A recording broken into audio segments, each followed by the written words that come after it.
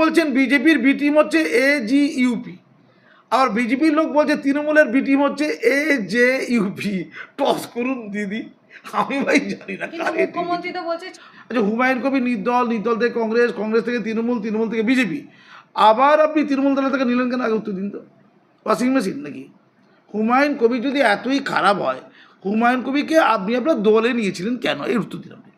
তো আপনি এত ভালো বলেছেন হুমায়ুন কবিরকে, তাই হয়তো মোদিজিরও হুমায়ুন কবিরকে ভালো লেগেছে। আপনি রাজীব বন্দ্যোপাধ্যায়কে বলেছেন যে পাক্কা চোর ডাকাত চিটিংবাজ। কাকে বলেছিলেন? রাজীব বন্দ্যোপাধ্যায় যখন বিজেপিতে এসেছিল, তো রাজীব বন্দ্যোপাধ্যায়কে এবারে টিকিটটা দিয়েছেন কেন? পরেশ অধিকারী শিক্ষায় দুর্নীতিতে যুক্ত ছিল বলে আমরা জানি, এবং তার মেয়ের মহানুভব আলোচনা হয়েছে। অঙ্কিতা, যা পরেশ অধিকারীকে টিকিট দিলেন, আপনি পার্থ চট্টোপাধ্যায় দিলেন না কেন? সে বেচারি আরও দু একটা গার্লফ্রেন্ড পেত। যে টিকিট বিক্রি হবে, আচ্ছা যারা টিকিট পয়সা দিয়ে কেনে তারা তো টিকিট পাওয়ার পরে আরও ইনকাম করবে, সেটা তো ইনভেস্ট করা হলো। যেটা আপনার প্রিয়তম ওই মদন মিত্র বলেছে যে MLA হওয়ার পর 100 কোটি পেয়েছি, তারপর আরও 10 লাখ দিয়ে এই 10 কোটি টাকা আমার থেকে চাওয়া হলো বড় মন্ত্রী পদের জন্য। আমি 10 কোটি দিয়ে দিলাম, আমি বড় মন্ত্রী হয়ে গেলাম, 20 কোটি তুলে নিলাম। এটা তো মদন মিত্র বলেছে, আপনার মদ না।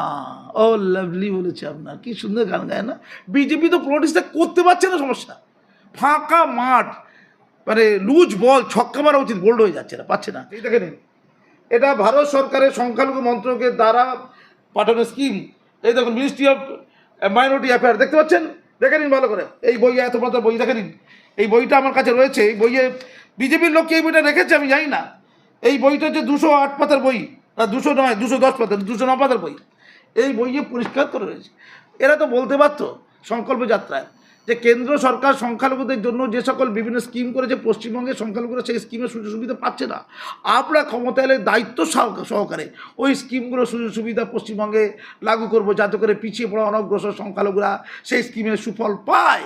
এই খোয়েব আমিন বলছে যে এ তৃণমূলের ভোট ভাঙার জন্য আমাকে দলটা তৈরি হয়েছে, তৃণমূলের নাকি ভোট ভাঙার জন্য এই দলটা তৈরি হয়েছে। ওই AGUP নাকি তৈরি হয়েছে বিজেপির থেকে টাকা নিয়ে, এই তো অভিযোগ। তাই যদি হয়, খোয়েব গিয়েছিল কেন ওখানে? সে রাজ্য সভাপতি হওয়ার জন্য হাতে পায়ে ধরেছিল কেন? খোয়েব আমিন পিজ্জাদা সম্পর্কে সাবধান হবেন, কিন্তু আপনি কিন্তু পিজ্জাদা খুব পছন্দ করেন। তো হুমায়ুন কবিরকে বলেছে 4-5 লাখ টাকা করে নাকি খোয়েব আমিন ওদের থেকে কালেকশন করেছে, তো 22টা টিকিটই টাকার বিনিময়ে করেছে।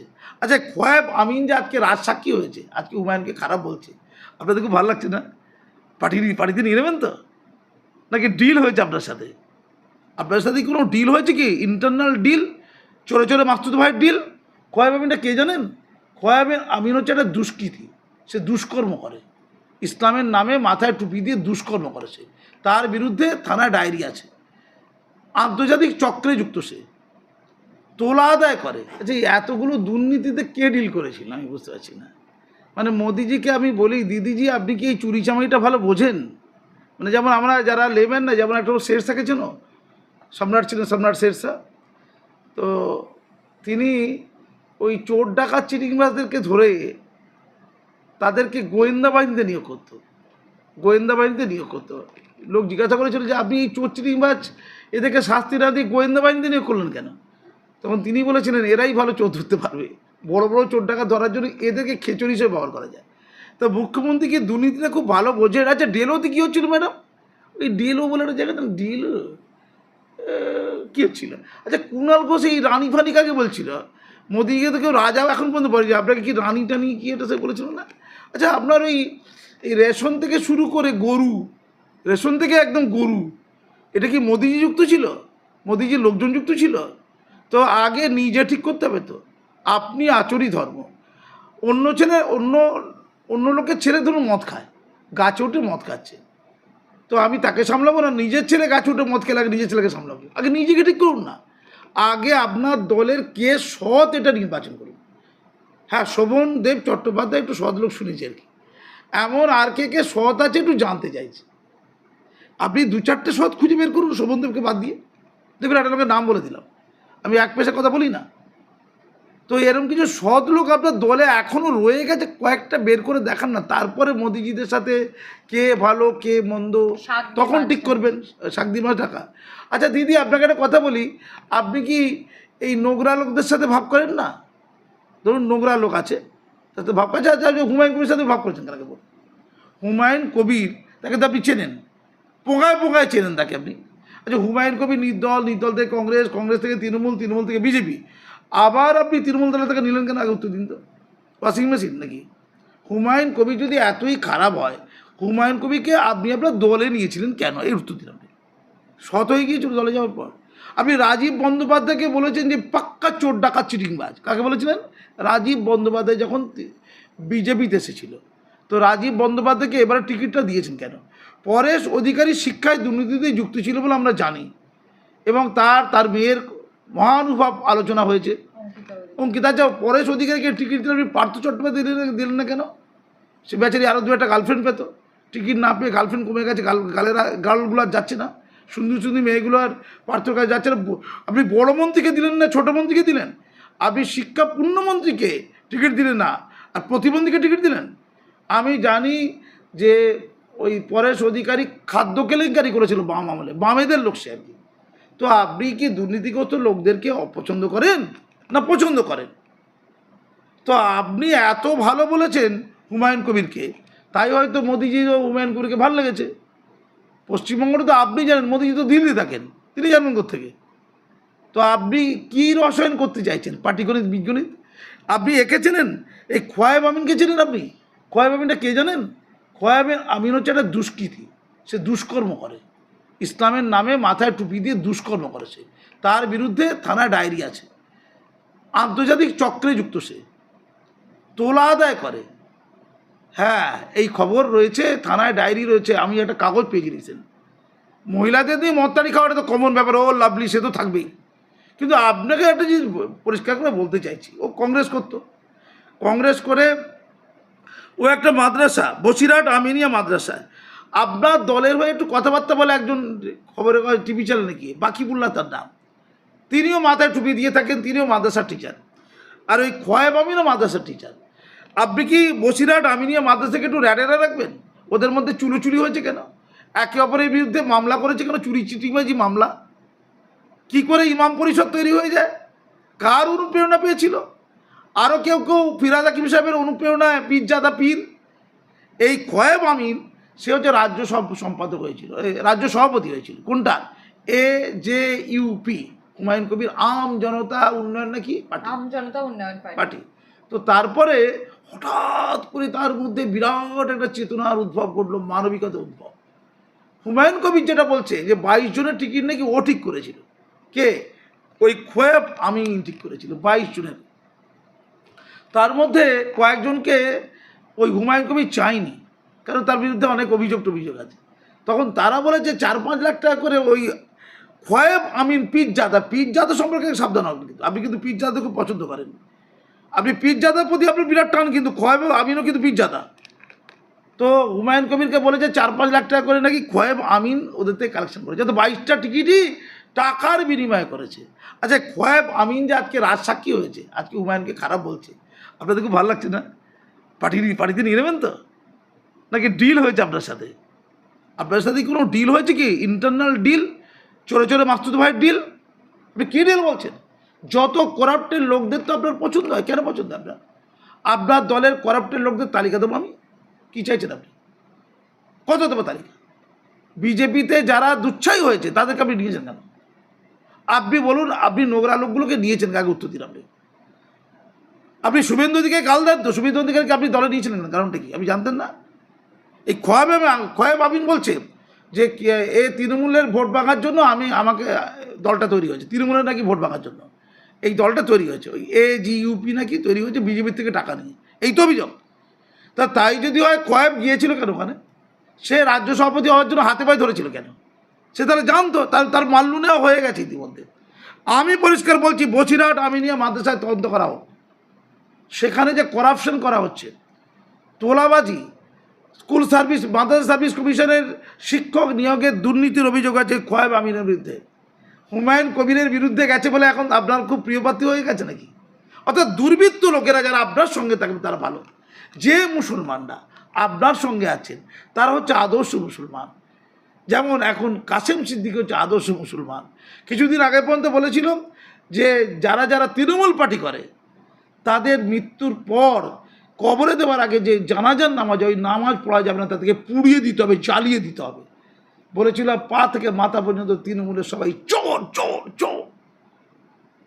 তখন আদর্শ পীরজাদা ছিল না, এখন তিনি আদর্শ পীরজাদা।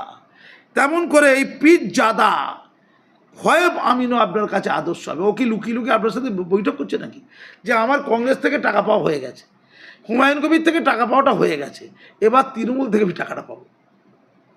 দু একটা কি সদলোক পশ্চিমবঙ্গে এখনও নেই? তাদের কোনো দিন খোঁজ খবর নিয়েছেন? আপনি যে টিকিট দিয়েছেন সেই টিকিটটা কি টাকার বিনিময় হয়নি? যতগুলো তৃণমূলের লোকের টিকিট এবারে পেয়েছে, আমি বিজেপিকেও ছাড়বো না, আমি কোনো দলকে ছেড়ে কথা বলছি না। খুব দুর্ভাগ্য এটা যে টিকিট বিক্রি হবে। আচ্ছা, যারা টিকিট পয়সা দিয়ে কেনে তারা তো টিকিট পাওয়ার পরে আরও ইনকাম করবে, সেটা তো ইনভেস্ট করা হলো। যেটা আপনার প্রিয়তম ওই মদন মিত্র বলেছে যে এমএলএ হওয়ার পর 100 কোটি পেয়েছি, তারপর আরও 10 লাখ দিয়ে এই 10 কোটি টাকা আমার থেকে চাওয়া হলো বড় মন্ত্রী পদের জন্য। আমি 10 কোটি দিয়ে দিলাম, আমি বড় মন্ত্রী হয়ে গেলাম, 20 কোটি তুলে নিলাম। এটা তো মদন মিত্র বলেছে, আপনার মদ না। ও লাভলি বলেছে, আপনার কি সুন্দর গান গায় না? আচ্ছা, আপনি কি পদক্ষেপ নিয়েছে বলুন? আচ্ছা, মদন মিত্রকে বড় মন্ত্রী পদটা কে দিয়েছিল আগে ঠিক করুন? আপনি না অভিষেক বাবু? কে দিয়েছিলেন? তৃণমূল দলে মন্ত্রী পদটা কে দেয়? টাকাটা কার কাছে গেছে? 4ঠা মের পর নাড়ু পাঠাবে, এক হাড়ি করে নাড়ু পাঠাবে। কত পাঠাবে? তুমি কিছু পাঠাবে?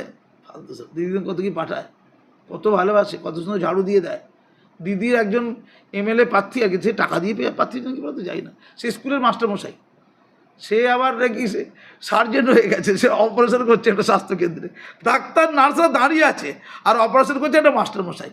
তাহলে দিদির রাজত্বে দিদির প্রার্থীরা তারা শুধুমাত্র ওই মাছ ভাত খেয়ে নেয় না, তারা ওর অপারেশনটা করে। দিদি একটু খোঁজ নিয়ে দেখেছেন?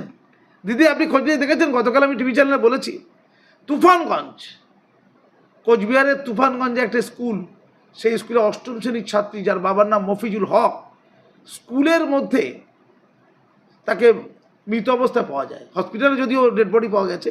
স্কুলে পরীক্ষা দিচ্ছিল মেয়েটি, বলেছিল কীটনাশক খেয়েছে নাকি, কীটনাশক খেয়েছে নাকি মেয়েটি শৌচাগারে, অথচ ডাক্তার তদন্ত করে বলছে কীটনাশক কিছু পেটে পাওয়া যায়নি। তা তাকে হত্যা করা হয়েছে।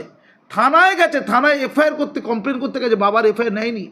উল্টে ওই মফিজুল হকের লোকের বাড়িতে আপনার তৃণমূল দলের আপনার ছোটো ছোটো দুষ্টু ভাইরা গেছে, গিয়ে বলেছে এই থানায় কমপ্লেন করতে যাবে না।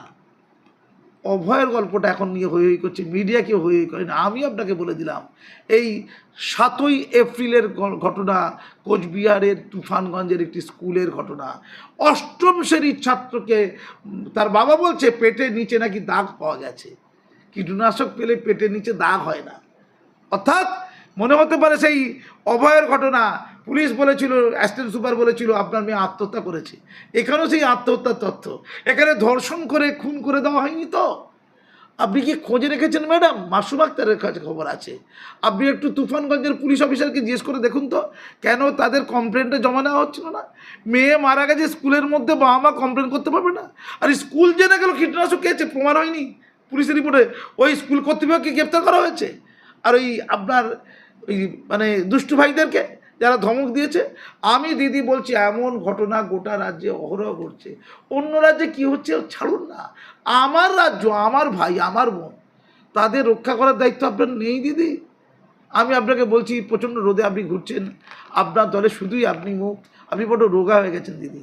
একটু খাওয়া দাওয়া করুন, একটু না ডাবের জল খান, একটু মিনারেল ওয়াটারটা একটু খান, একটু ভালো থাকুন, ভুলভাল বকবেন না দিদি। আপনি বলেছেন নাকি ওরা রেশন বন্ধ করে দেবে, ওরা নাকি বিজেপি ক্ষমতায় নাকি রেশন বন্ধ করে দেবে আর ব্যাঙ্ক অ্যাকাউন্ট নাকি বন্ধ করে দেবে। আপনি বলেছেন বিজেপি ক্ষমতায় এলে মাছ খাওয়া বন্ধ হয়ে যাবে, পোশাক পরিচ্ছদ পড়া আছে উলঙ্গে থাকবে নাকি, পোশাক পরিচ্ছদ না পড়লে কী করে থাকে যায় না, বন্ধ হয়ে যাবে। আপনি বলেছেন নাকি বাঁচতে পারবেন না। আপনি বলেছেন নাকি মহিলারা নির্যাতিত হলে থানায় গিয়ে কমপ্লেন করতে পারবে না। আপনি বলেছেন নাকি মহিলারা কোর্টে গেলে জীবন্ত জ্বালিয়ে দেবে। আচ্ছা, আপনার শরীর ভালো আছে? অভিষেক বন্দ্যোপাধ্যায় বলেছে যে বিজেপির এই প্রতিশ্রুতি, বিজেপি যে ইস্তেহার অর্থাৎ ম্যানিফেস্টো প্রকাশ করেছে, সেটা বিজেপির প্রতিশ্রুতি নাকি চিট ফান্ডের প্রতিশ্রুতি। আমি শুধু একটা কথা বলবো, অভিষেক বন্দ্যোপাধ্যায়। আচ্ছা অভিষেক তো অনেক কথা বলবো, কিন্তু আমি এই প্রতিশ্রুতি সম্পর্কে একটা কথা বলবো। আমাকে যদি বিজেপি জিজ্ঞাসা করতো যে আমাদের এই ইস্তেহারের মধ্যে যাকে সংকল্পপত্র হয়েছে কী কী পয়েন্ট থাকা উচিত, ওরা 15তম পয়েন্ট করেছে না, এই কাজী মাসুম আক্তার একটা পয়েন্ট বলে দিচ্ছে যেগুলো ধরতে পারে না। বিজেপি তো পলিটিক্সটা করতে পারছে না, সমস্যা ফাঁকা মাঠ, মানে লুজ বল, ছক্কা মারা উচিত, বোল্ড হয়ে যাচ্ছে না, পাচ্ছে না। আমি পরিষ্কার বলছি, সেন্ট্রাল গভর্নমেন্টের সংখ্যালঘু দপ্তর, সংখ্যালঘু মন্ত্রক থেকে যে বিভিন্ন স্কিম আছে সংখ্যালঘুদের জন্য, যেমন নই রশ্মি, নই সেবেরা, শিখর কামাও, এরকম 20টার মধ্যে স্কিম আমার কাছে বই আছে। সেই বইটার মধ্যে এই যে রয়েছে, এই দেখুন, আমি আপনাদের ভিডিওকে দেখাচ্ছি, এই দেখে নিন, এটা ভারত সরকারের সংখ্যালঘু মন্ত্রকের দ্বারা পাঠানো স্কিম। এই দেখুন, মিনিস্ট্রি অফ মাইনরিটি অ্যাফেয়ার, দেখতে পাচ্ছেন, দেখে নিন ভালো করে, এই বই, এত বড় বই দেখে নিন। এই বইটা আমার কাছে রয়েছে, এই বইয়ে বিজেপির লোক কি এই বইটা রেখেছে আমি জানি না। এই বইটা হচ্ছে 208 পাতার বই, 200 নয়, 210 পাতার, 209 পাতার বই। এই বইয়ে পরিষ্কার করে রয়েছে। এরা তো বলতে পারতো সংকল্প যাত্রায় যে কেন্দ্র সরকার সংখ্যালঘুদের জন্য যে সকল বিভিন্ন স্কিম করেছে, পশ্চিমবঙ্গের সংখ্যালঘুরা সেই স্কিমের সুযোগ সুবিধা পাচ্ছে না। আমরা ক্ষমতা এলে দায়িত্ব সহকারে ওই স্কিমগুলো সুযোগ সুবিধা পশ্চিমবঙ্গে লাগু করব, যাতে করে পিছিয়ে পড়া অনগ্রসর সংখ্যালঘুরা সেই স্কিমের সুফল পায়। একটা ইস্যু দিতে পারতো না, দিয়ে দেয়নি। এদেশে মেধা নেই, এদের কাছে কাজী মাসুদ আক্তারের মতো কেউ নেই যে সেই সুযোগটা দিতে আপনি নেবেন না। আপনি হয়তো আবার জিততেও পারেন, হারতেও পারেন, আমার বিষয় এটা নয়। আমার বিষয় কাজ কি করবেন, রাজ্যের মানুষ কি সত্যি ভালো আছে দিদি? ওরা নাকি প্রতিশ্রুতি দিয়েছে, আপনিও তো দিয়েছেন, মানুষকে শান্তিপূর্ণভাবে থাকার প্রতিশ্রুতি দিয়েছেন, সুখে শান্তিতে থাকার, অসাম্প্রদায়িক বাংলার জনগণ তৈরি করার। বাংলায় তো সাম্প্রদায়িকতার দ্বিধা বিভক্ত হয়ে গেছে, ভাগ হয়ে গেছে মানুষ। বাংলা ভাগ হয়নি, মানুষ ভাগ হয়ে গেছে। আপনি মানুষকে বাঁচান। ধন্যবাদ।